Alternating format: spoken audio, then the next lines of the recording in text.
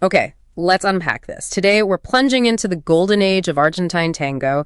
We're talking, what, roughly 1935 to 1955. That's the period. And we're really focusing on one singular figure, Osvaldo Pugliese. Right. And our mission here is to figure out how this pianist, who was, in many ways, a fierce traditionalist, managed to engineer a complete rhythmic revolution. He really did. He took this, polite dance genre and turned it into something visceral, something almost industrial. Exactly. It's this interplay between his radical politics and his radical rhythm.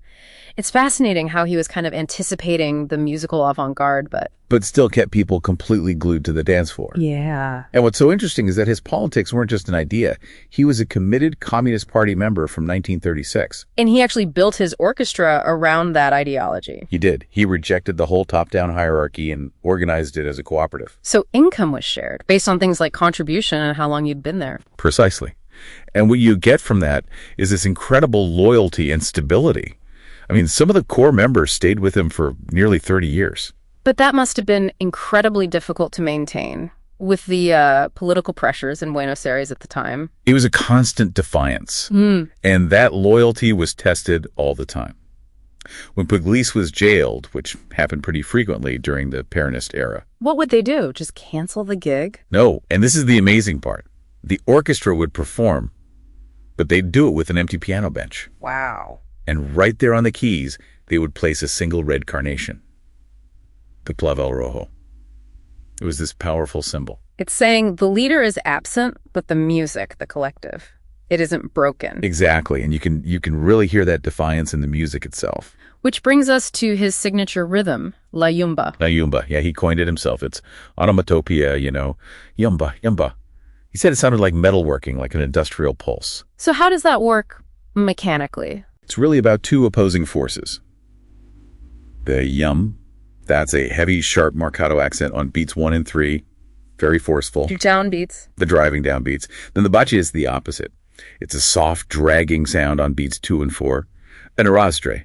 It's like the music takes a breath before the next hammer falls. And the instruments themselves added a kind of grit, right? They had a word for it, mugre. Yeah, mugre.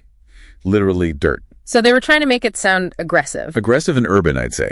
The bandoneon section, led by Osvaldo Ruggiero, would throw in these sharp accents, these dissonant minor seconds.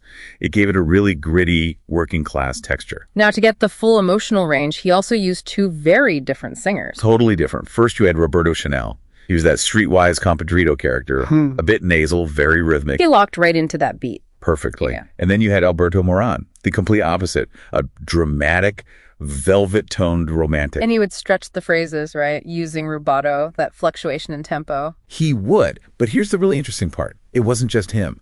The entire orchestra did it together. As a collective unit. As a collective.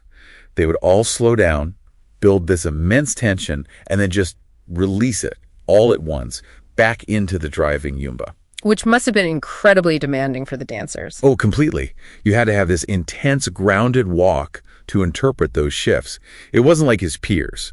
D'Arienzo was all fast, staccato beats. Di Sarli was slow and elegant. And Pugliese was heavy. He was grounded. His polyrhythms, like in Negracha, that 3-3-2 pattern, it feels like the ground is shifting under your feet. And that complexity directly influenced the next generation. I mean, you can hear it in early Piazzolla. So what does this all mean when you put it together? I think Pugliese proved that popular dance music could have the harmonic depth of classical music and at the same time the raw power of industrial noise. He captured the soul of Argentina, the politics, the emotion, all of it. Mm-hmm.